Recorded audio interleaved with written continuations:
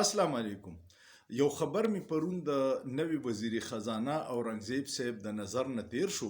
هغه وی چې عوام به اوس په هر حالت ټیکس ورکوي او بغیر د عوام د ټیکس نه ملک به ترقي نه کوي. زه ډیر حیران شوم چې عوام په څه شي باندې ټیکس نه ورکوي. عوام خو کو مال ګالي په هغې ټیکس ورکوي، کو ماچس علي په هغې ټیکس ورکوي، کو غوړي علي، کو چیني علي، کو روجي علي. په نوم یې شي ټیکس دی. په بجلی کې 14 قسمه ټیکس دي، په ګیس په بل کې 12 قسمه ټیکس دي، د اوبو باندې ټیکس دی، کو په موټروی ورخیږي په هغې ټیکس دی، کو پارک ته ځي په هغې ټیکس دی. یعنې چې څه ته کې هغې باندې ټیکس دی، نو نور عوام څنګه ټیکس ورکي؟ مسله بدله ده.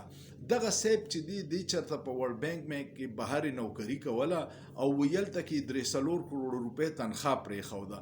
ده ته دا پته نشته چې پاکستان کې زمینی حقیقت دغسې نه دی. عوام د مشین په ستنې باندې هم ټیکس ورکوي. ټیکس صرف اشرافیه نه ورکوي او دغه غټ غټ ججانې نه ورکوي، جرنیلانې نه ورکوي، بیوروکریټس نه ورکوي، غټ غټ سیاستدانې نه ورکوي، غټ انډسټریالیسټ نه ورکوي، غټ مالدارانې نه ورکوي، غټ زمیندار چې په لکونو ایکړ ځمکې ده هغوی ټیکس نه ورکوي. عوام نه خو دې غرق کو، هغه خو ستا ولا په سټ چاړۍ ښودې ده، غریب غږ هم نشي کولی. اوس لا نن دا خبر راغی چې د نور نه کمه بجلی جوړیږي، سولر په نور په بجلی به هم ته ټیکس ورکوي. نو عوام خو ټیکس ورکوي، خو تاسو په غلط فهمۍ، ستاسو ډایرکشن غلط دی، ځکه عوام پریشانه دي. دې وخت کې عوام په هر شي ټیکس ورکوي، اشرافیه نه ورکوي او د هغې خرچې بې حسابه دي. 17 ارب ډالر د ورلډ بانک ریپورټ دی چې 17 ارب ډالر زموږ اشرافیه ته مراعات میلاویږي او سبسډي میلاویږي، جبکې موږ د آی ایم ایف نه 1 ارب ډالر غواړو، 17 ارب ډالر دوی په دغې ځای کوي.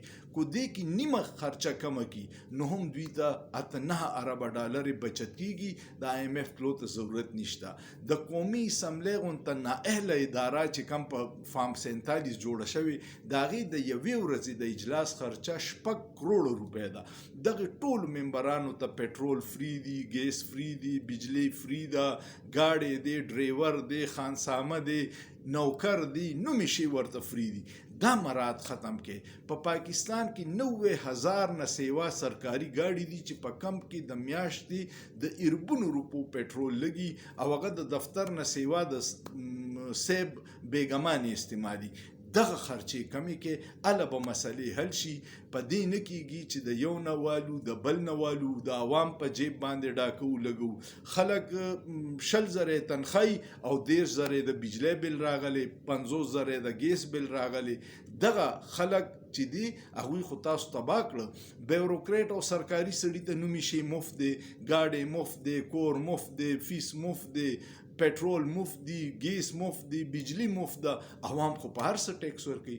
نو دا صاحب چې دی نوی وزیر خزانه، کو د هغه دا خیالي، نو زما په خیال چې عوام دی بیا خپل بندوبست وکړي او زمونږ غونته دا سفید پوشه خلک چې دی میډل کلاس، زمونږ سره خو اوس نه د پاکستان کې د اوسېدو پیسې شته او نه دلته نه د تښتېدو پیسې شته.